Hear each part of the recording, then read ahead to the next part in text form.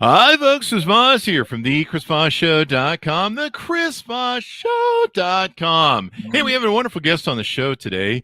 He's an amazing, accomplished author. He's written a ton of books. We'll get into that in a second. His name is Daniel Silva, and he's written the book called The Cellist, a novel. This is, to my understanding, number 21 of the Gabriel Allon series. Just came out on July 13th, 2021. You've probably been seeing him doing media appearances all over the place. And we'll be talking to him about this wonderful new book that he's got. In the meantime, go to youtube.com/Chris Voss, hit the bell notification button, and also follow us all our groups, all over Facebook, LinkedIn, Twitter, all those different places.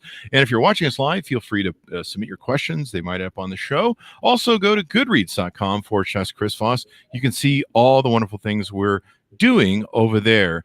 Daniel is an accomplished author. He's got a brilliant resume in what he's done. He has been called his generation's finest writer of international intrigue and one of the greatest American spy novelists ever. Compelling, compassionate, haunting, and brilliant. These are the words that he used to describe the work of award-winning #1 New York Times best-selling author Daniel Silva. Daniel, welcome to the show. We're honored to have you. Thank you so much for having me. You got it. And congratulations on the new book. Thank you. I think for those of you who don't know you, let's say there's 2 or 3 people still left in the world. How many books have you written? This is, believe it or not, 24. 24. Wow. Yeah, I always thought 4 was a nice number. I thought, so I could write 4, nice square, even 4 books. I thought that would be a pretty good little addition to my career as a journalist. So I am shocked that I'm now 24 books into a career. Well, good for you. We're about sending my book to the editors right now, so we're going through that nightmare. It's the very first one, so I'll try and catch up to you. Who's your publisher? It's going to be self-published. I couldn't wait the 18 months to get it published, and we just went the hell with it. We lost too much time with coronavirus. But congratulations on your book, and give us your plugs so people can find you on the interwebs, find out more about you, and order the fine book. I am my website is danielsilvabooks.com, and you can see information on all the books there, link through to the online retailers, and my social media feed. I'm not a big social media person. In fact, my wife is my secret Twitter manager, but I do a little bit on social media. Wow. Now, so you've published this book out. What made you want to write another book in this series with this person? Compulsion. And so, and I always say to writers, if you are wannabe writers or aspiring writers, if you don't have this insane drive where you can't not write, you should probably think about something to do for a living. When I finished the final corrections on the Cellist, maybe a day or 2 before June 1st, or somewhere right in there, I literally started my new book the next day. Oh wow! And so the way it works for me is if all things are firing, all the cylinders are firing, the next book sort of I carry around several books in my head. One usually sort of rises up and demands to be written, and that usually happens as I'm finishing the previous book. And so as I'm finishing one book, I'm thinking about the next, and I get going on it as soon as possible. Because one of the things I suffer from is just fiddleitis. I mean, I will just keep working and correcting and polishing and trying to to make it fix all the little things that bother me. And invariably there are little things that I just can't quite get right. I don't think the reader would never really notice them, but just every time I read it, I say, gosh, I wish I could do that better. And the only way for me to make that stop is to start a new book. And generally, if I really lose myself in a new project, I sort of have to refamiliarize myself with the book that's about to be published when I'm going on tour. I really can get it out of my my thoughts by starting a new book. And how often do you write a new book? It's fairly frequent. I'm a once a year person. There you go. Yeah, second Tuesday of July now for oh gosh, about I have to count them out, but about 15 years I've been in that slot. It's been very successful for me. I am keeping my fingers crossed. I'm hopeful of a number one book this year. I think I've had about 13 since moving to July, and so it's been very good space for me. There you go. There you go. So give us an arcing overview of the book and what it's about. Well, it begins with a murder in London, an assassination. Murder, you say? A murder, you say? To do that.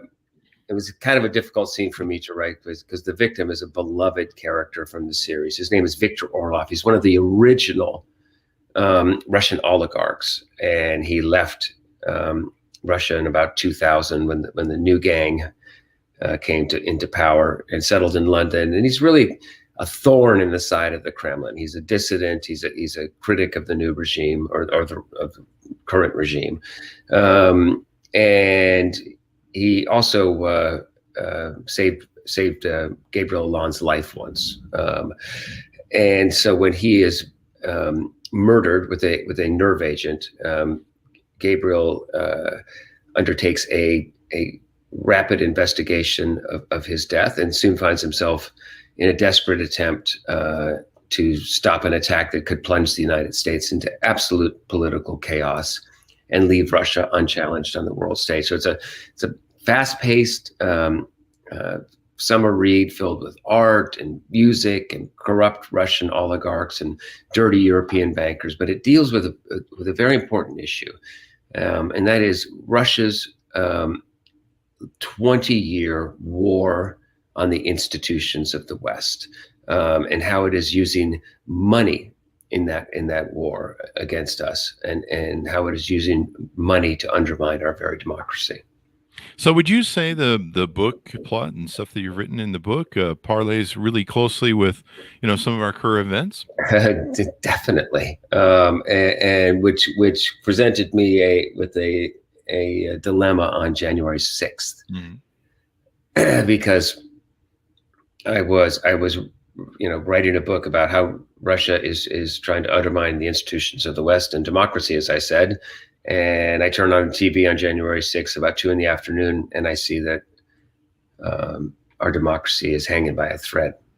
Yeah. That a sitting president has incited, encouraged, inspired, whatever verb you want to use, his supporters to attack a co-equal branch of government in order to prevent the election from being certified. It was, I was in Washington, a couple of miles from the Capitol, in Georgetown.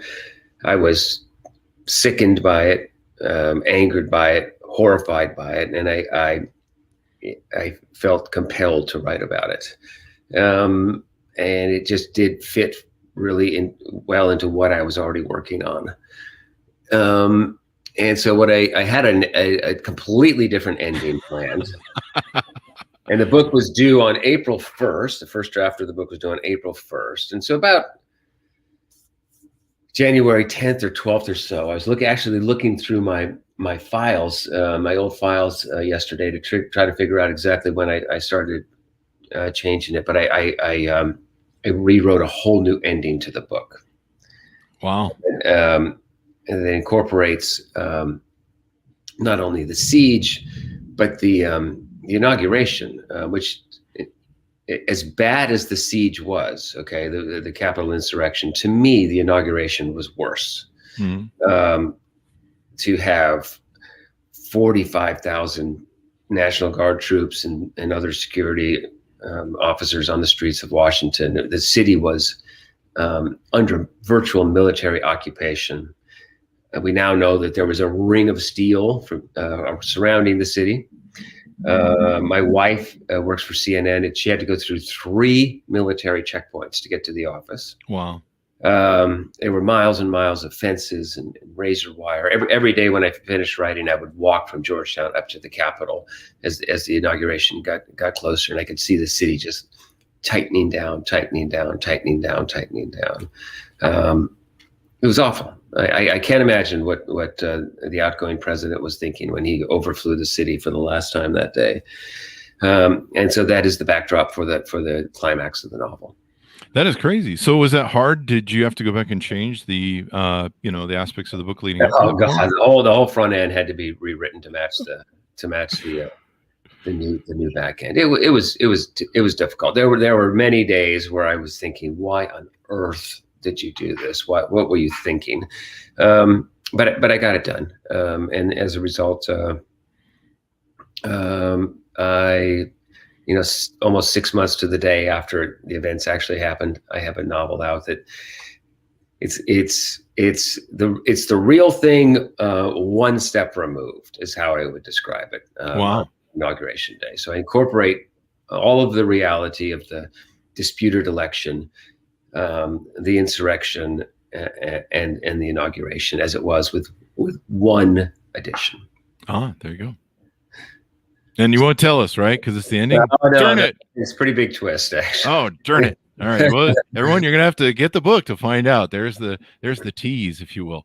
You mentioned your wife at CNN. We've had a lot of wonderful CNN people on the show. Yeah. Tell us about the cover of the book.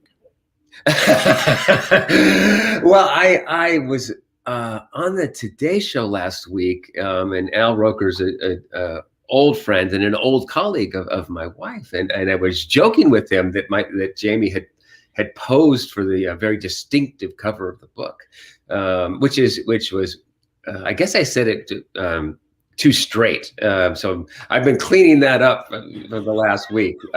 My wife is not the cover. She could be though.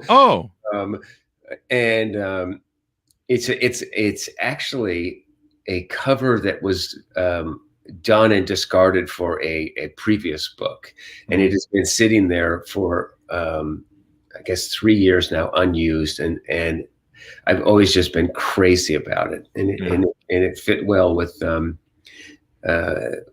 book and with the title and with the character, and it looks like a piece of pop art, the way the cover designer heated up the imagery, and I'm just crazy about it. Yeah. Did you have to change that because she wanted royalties? She gets all the royalties. But I saw that Al Roker interview and your interview on Salt, and Al Roker's what a gentleman.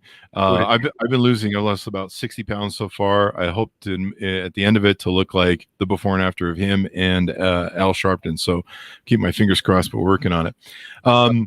So 20, you've had 24 books. This is 21 in the series. For those, and again, for the 5 people that don't know who Gabriel is, can you give us a little flesh out the character a little bit for them? Tease the baby, something. The CV of Gabriel. He is the son and grandson of 2 gifted and important artists, and he was supposed to be an artist himself. And in 1972, after the Munich Olympics massacre, he was recruited by Israeli intelligence to be part of what was known as Operation Wrath of God, the operation to hunt down and kill the perpetrators of the Munich Olympics massacre. He was raised in both his parents were German refugees. He was raised in a home, so his first language and even the language of his dreams now remains German. And so he could pass as a European. As many Israelis could back then, and so that begins his career. The experience of killing 6 human beings at close range with a small caliber Beretta pistol robs him of the ability to produce original work. He studies the craft of art restoration. And not surprisingly, he's damn good at it, and he becomes a art restorer posing as an Italian. He adopts an Italian identity and lives for many years in Europe as an Italian art restorer who is actually an Israeli assassin. Oh, wow. And that's how we find Gabriel at the beginning of the series. Yeah, By Israeli the- special forces and soldiers, man, they're no joke. Those guys are tough. Yeah, they are. Unfortunately, they live in a difficult neighborhood. Difficult neighborhood. Difficult neighborhood, rough That's the neighborhood. way of putting it. Yeah. And I spent a lot of time around Israeli soldiers and spies and government officials. But this special operative told me one night after dinner, he said, your books are very exciting and your heroes and your characters do really dangerous things. He said, it is nothing compared to what our special operatives do every single night. Whoa. Yeah. But this book finds Gabriel. He is the Director General of Israel's Secret Intelligence Service. I never refer to it as the Mossad. I call it the Office, which is how they refer to it. And he is nearing the end of his term as this book opens. Nice. So we've gone with him. We found him.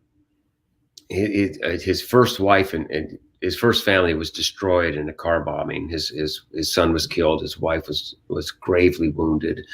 And when we meet Gabriel in the first novel, he is a grieving, broken, reclusive figure, and he has grown and changed and evolved significantly over the 21 books of the series. Much character in the Cellist than he started out. So, who is the Cellist? The Cellist is a woman named Isabel Brenner. She's German. Her mother is a musician. Isabel started playing the piano at 3. At 8, she picked up the cello. Took up the cello. At 17, she wins an important German prize. She seems destined for a career in music, and decides that she doesn't have what it takes to be a professional musician, a soloist, to perform at that level.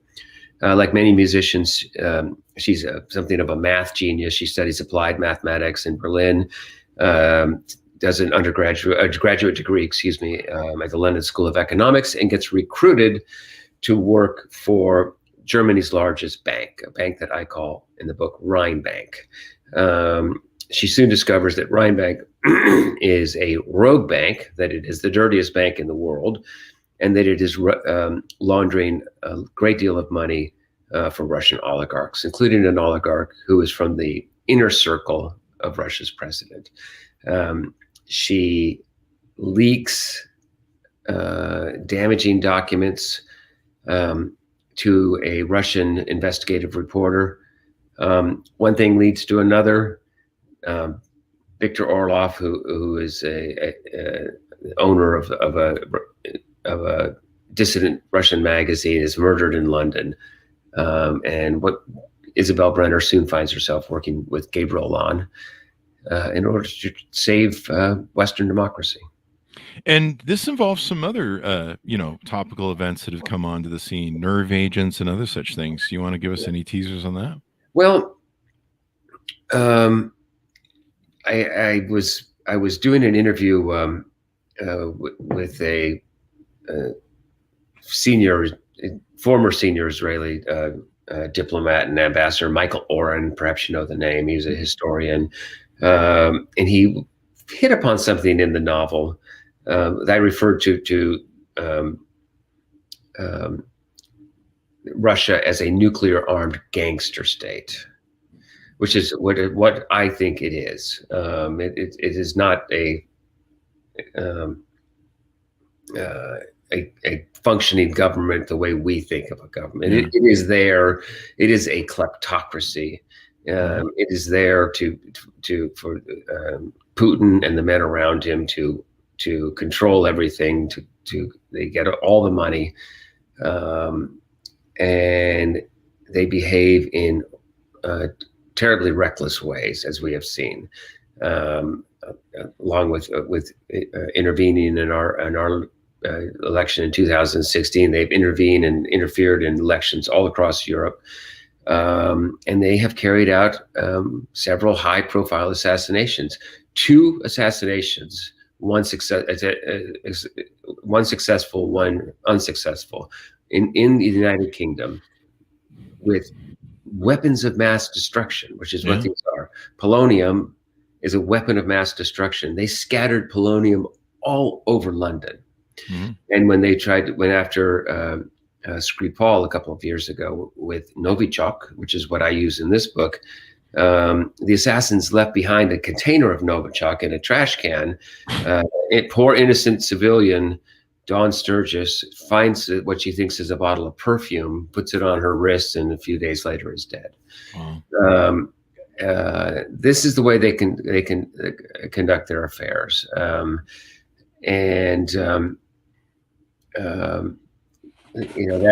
is the sort of the inspiration for this novel. And Gabriel has been tangling with these guys now for several books. I think this is I have sort of a subset of the books, a sub-series dealing with Russia. And Gabriel has been sort of one of the few people in the West to be going toe-to-toe with Putin since about 2008. Nice. Well, at least we got somebody fighting that guy. I know. Job, but somebody's got to do it. And Gabriel is the guy. And they have been locked in quite a duel. And Russia is also just a giant gas station, really, when it comes down to it, too. It is. But they have incredible technical capabilities. Very, very smart people, and a willingness to behave recklessly. Tom Friedman, I think, described Vladimir Putin as the ex-boyfriend from hell. And it's a really interesting way to describe him. He's just wants to be, we always think that each new administration thinks that they can, or they used to think that they're going to get along with Russia.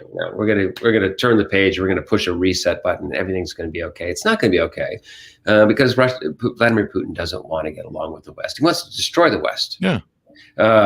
He wants to bring us down to his level. He wants to weaken us to make sure that we pose no threat to him. His greatest fear is what we call in the foreign policy business a color revolution, that the people are going to pour into the streets like they did in Ukraine and elsewhere and just take him down.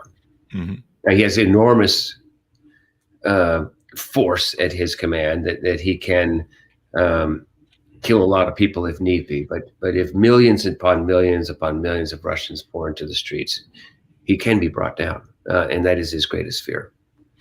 Hopefully, well, something will happen. It'll be interesting. You talk a lot about dirty money, banks, of course, in the book. And this is, we've had a few Putin biographers and people who talk about the finances and the people that circle around him.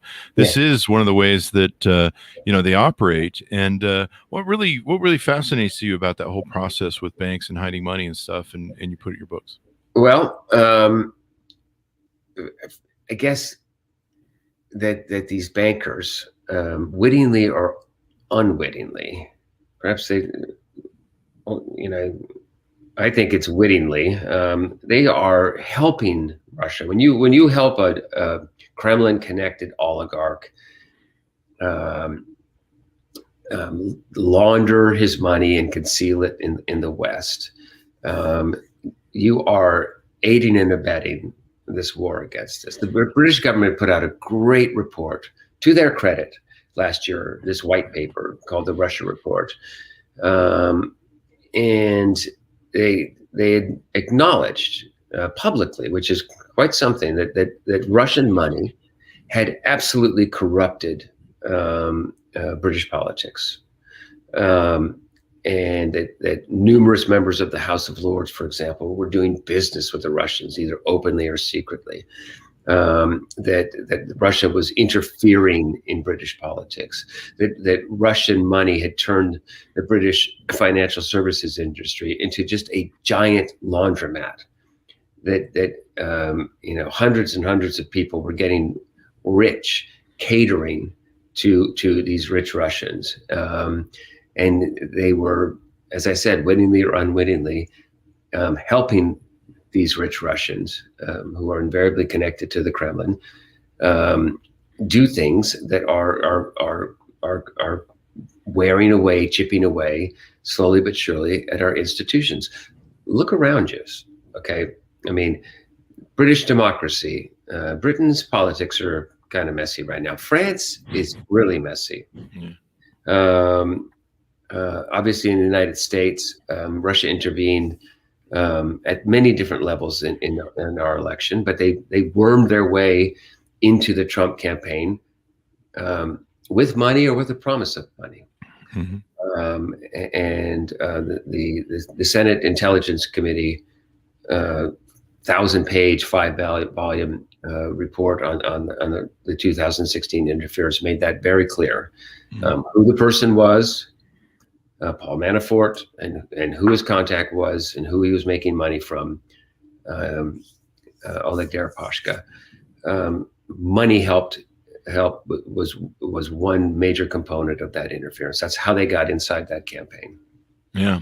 It's been interesting, the revelations. I think there was I don't know if this is what you're referring to too, but there was revelations that Putin had met with his people, and they're like, green lighted. Did you referring to the article that appeared in the Guardian last week by the great Luke Harding? And what Luke and his team discovered was a document, and they stand by this document, and they showed it to people who thought it would look very, very authentic. The sort of a report that was discussed, the Russian version of the National Security Council. So it's Putin and his senior intelligence officers and policymakers, in effect, green lighting the operation to install Donald Trump or help Donald Trump become the next president of the United States. It says in the document that they know he's mentally unstable, and that's why they want him to be the next president of the United States. And what's interesting is that, to me, is the Russians, it would have been nice to get some deliverables, as we say. If he can withdraw the United States from NATO, which he wanted to do, that would be nice. If he can weaken NATO, that would be great. What they really wanted Donald Trump to do was to disrupt and destabilize the U.S. political system. And what I do in this book is sort of draw a line that stretches from interference to insurrection. I mean, I can't imagine what they were thinking when they were watching our own people. I mean, think of all the trillions of dollars that we spent trying to protect that building and our other major infrastructure from terrorist attack. I mean, almost 20 years. 9/11. Okay, remember on 9/11, the plane was headed toward that building. Yeah. We assume. The lawmakers are fleeing that building because we think a plane is about to crash into it. And 19 years later, almost 20, they are fleeing again, but this time they're fleeing their own people who are threatening to kill them. Yeah. And how did we get there? What happened in those intervening 10 years? That a lot of things happened. We got hit on 9/11. We had the failure of the Iraq War. We had a terrible, terrible financial crisis. We had a global pandemic, obviously, which was, I think, an accelerant of the political unrest, clearly. And we had a man in the Oval Office who did not want to accept the results of an election and hand over power peacefully to his successor. He seems like a stable genius to me. Very stable genius. A very stable genius. I think I'm referencing Phil Rucker's book and Carol Enning. You are. Can I tell you a funny story about that? Sure, yeah. I was sitting pretty at number one on Amazon and Barnes and Noble when the book launched. And last Wednesday night, my wife got some excerpts from the book. She's the one who broke the story that General Milley, Mark Milley, the chairman of the Joint Chiefs Staff, was so concerned by what he was seeing that he feared we were about to have a coup attempt. Yeah. We were going to have a Reichstag moment, that this was the gospel according to the Führer. This is what he was seeing. And so he starts putting in place, working with other senior, the Joint Chiefs, other senior generals, to put in place a plan to suppress a coup if necessary. Mm-hmm. He also vowed to he was going to land the plane, how he referred to the transition of power, and we're going to put a ring of steel around this city, and the Nazis and the brown shirts aren't going to get in here. And think of the language that he used. Yeah, Hitler, Reichstag, Nazis, brown shirts. I mean, can you imagine how far we have sunk? It's awful. Just watching the Confederate flag alone being in the rotunda or whatever. Yeah, I reference that specifically. I mean, that is a ignoble first. And I did a program with the Smithsonian last week, hosted by the great John Meacham. Perhaps he's been on the show. Yeah, we want him on the show. A historian, and brilliant. He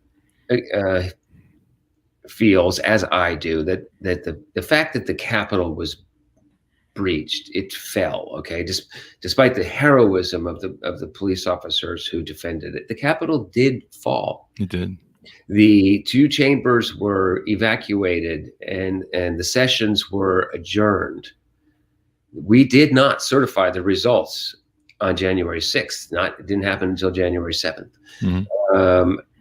And I'm trying to be positive and hopeful, but great countries don't lose their Capitol buildings, their parliament buildings to their own people. I think it was a turning point that it's going to be very difficult for us to recover from. That is my fear. What do you think?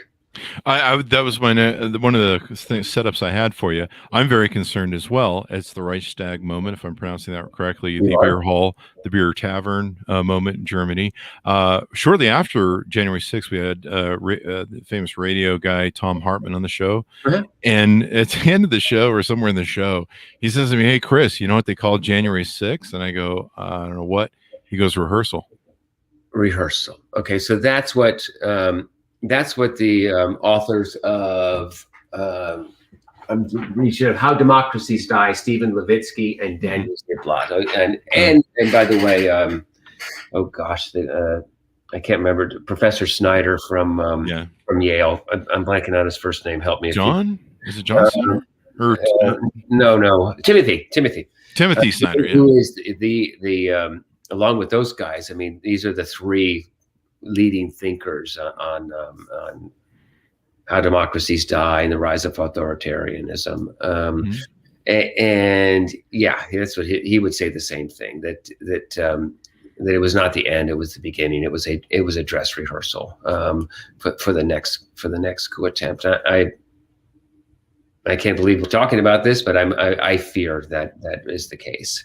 And remember, yes, sometimes that we have coups in third world or developing countries or African countries, but democracies die constitutionally. Yeah, democracies die at the ballot box. Mm-hmm.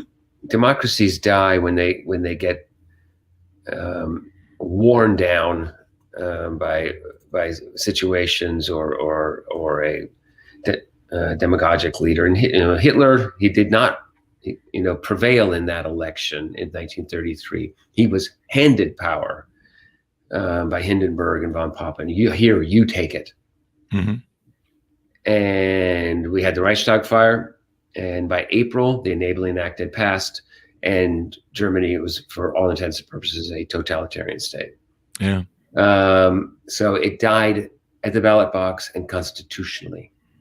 Wasn't Hitler didn't he tried his beer hall putsch in the 1920s and ended up in jail. Too bad they didn't keep him there a little bit longer. And by April of 1933, Germany was no longer a democracy. Yeah. But that actually helped propel him, that beer hall thing, because he wrote Mein Kampf in jail, and he became more popular from that. He did. Mm-hmm. Yeah. That time in jail was a formative time. He came out of jail, and he was a much more dangerous figure.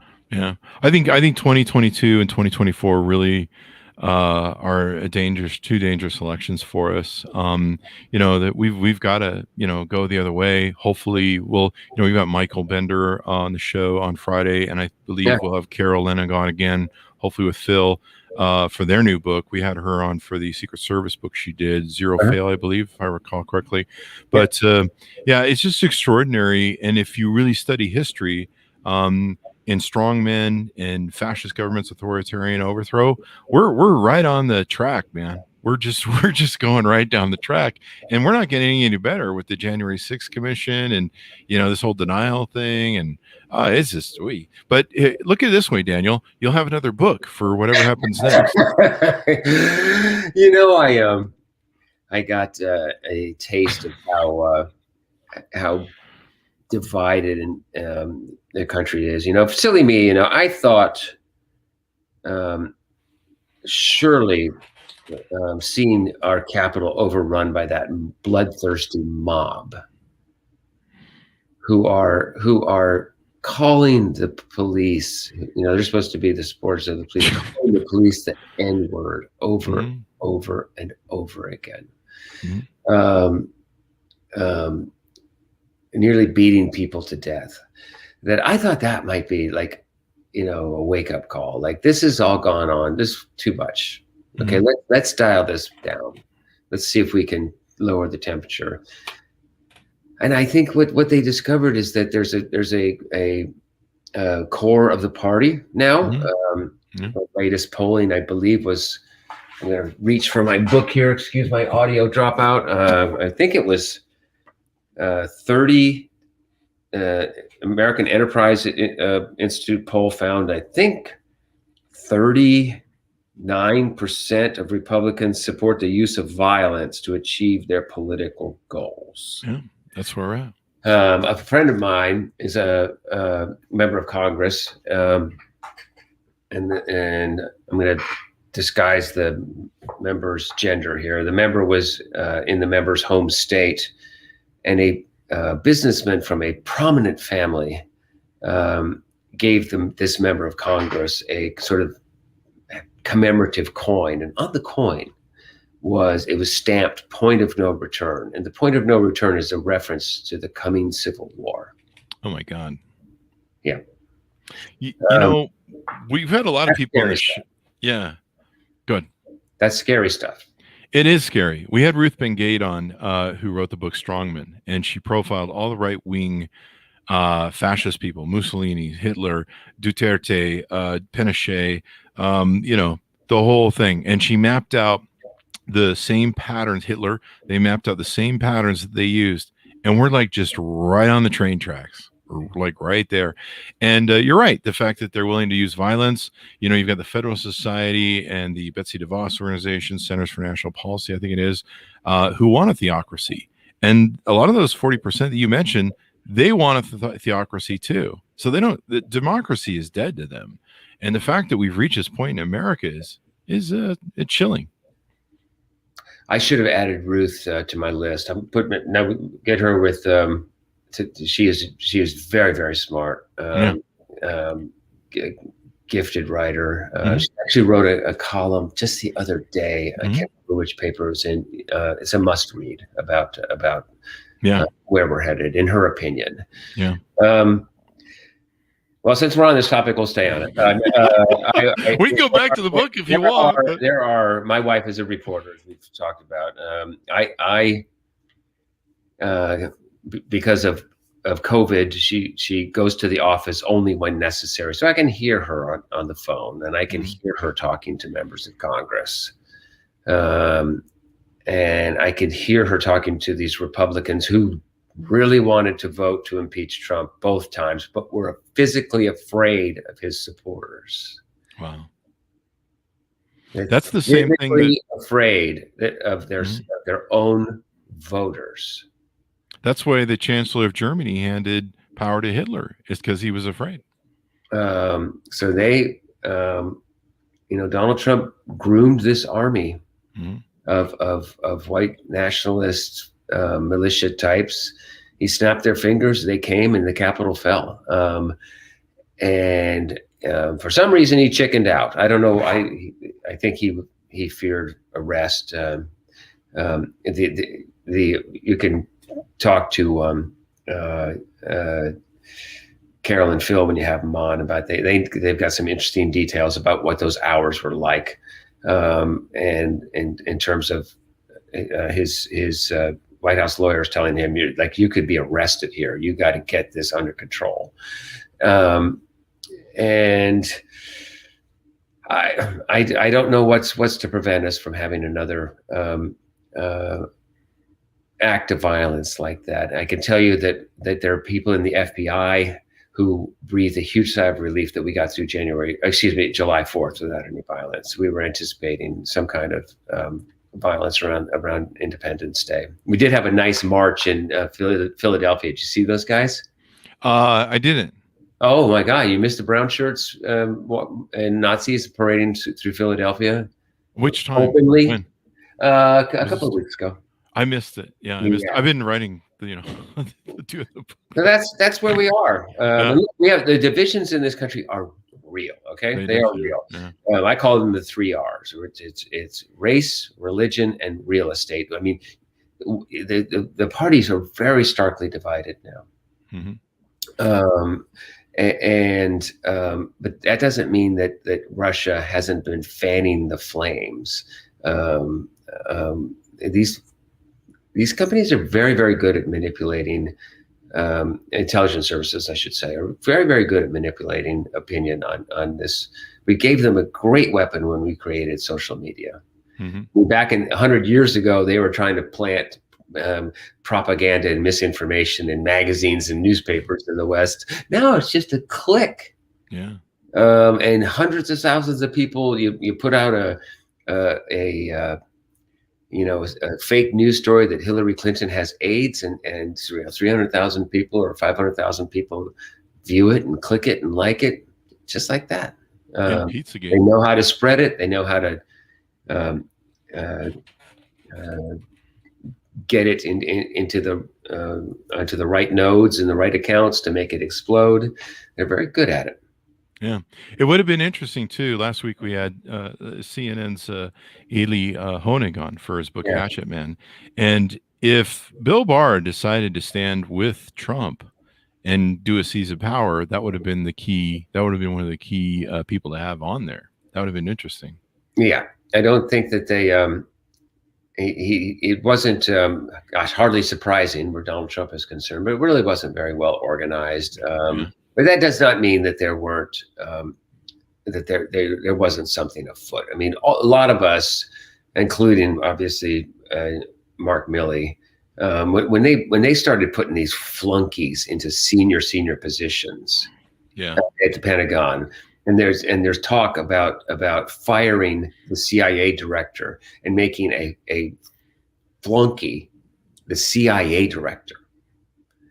And frankly, we had 2 flunkies that were running the Office of the Director of National Intelligence for the last couple of years of the administration.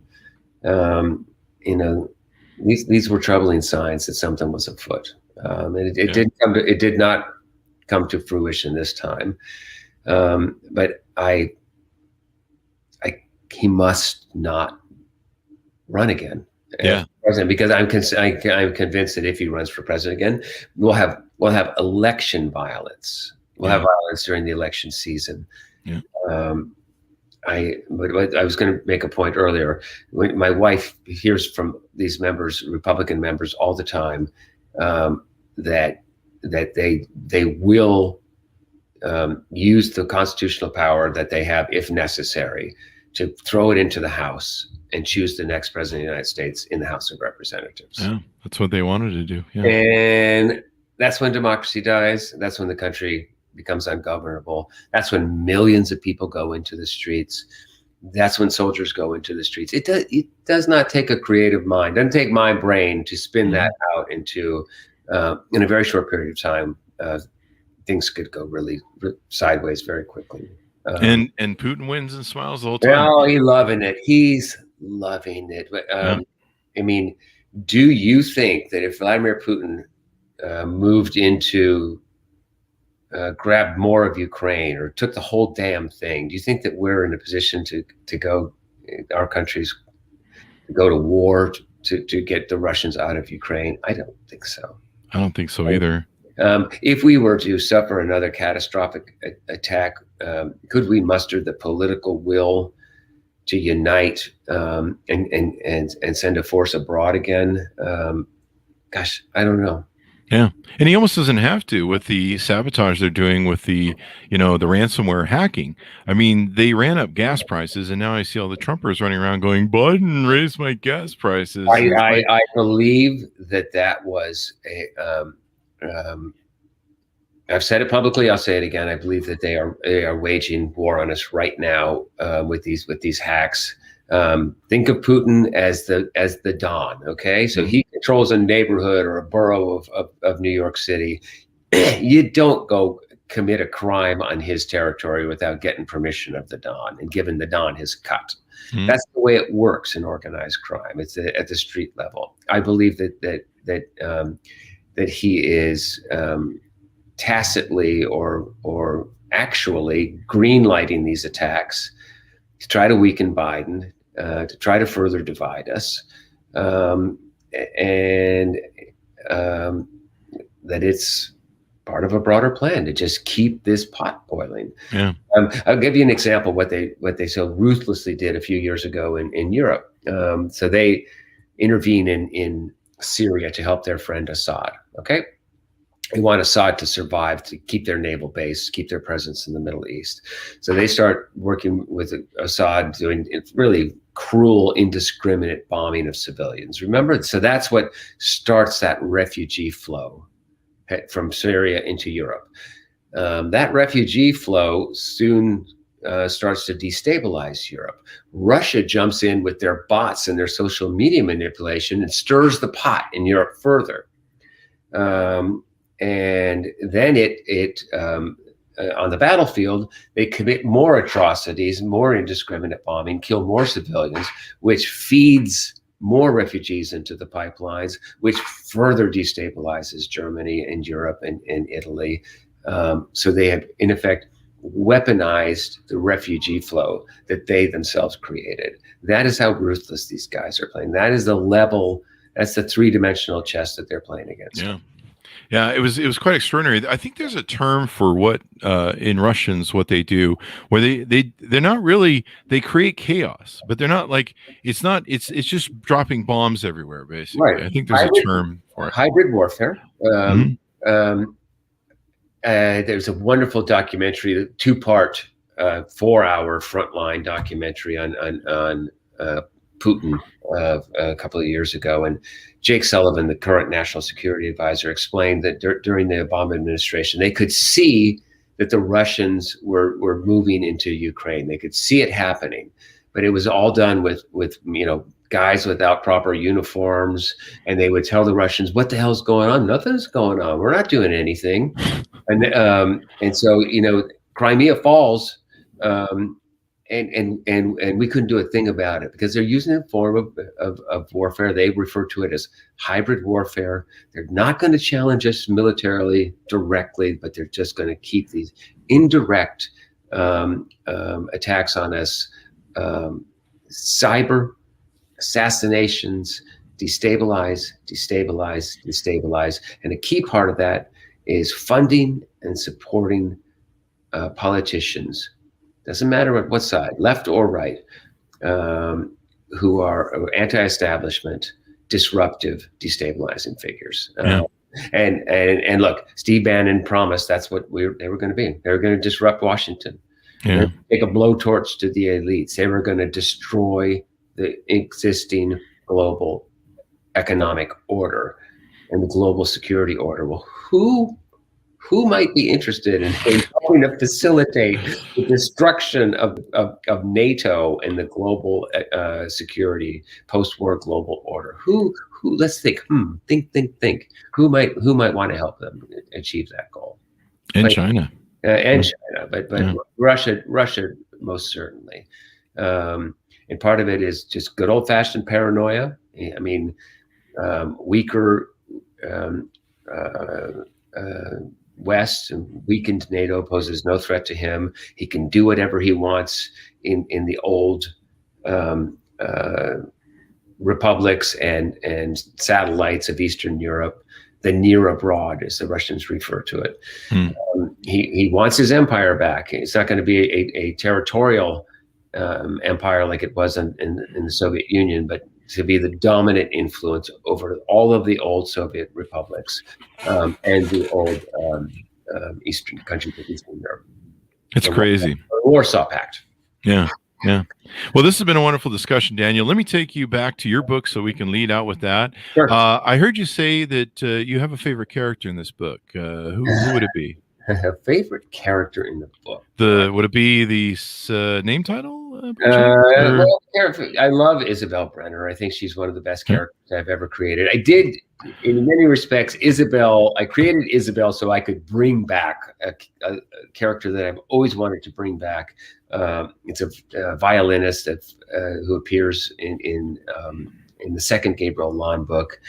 She finally has a way to come back onto the page in the Cellist. Her name is Anna Rolfe.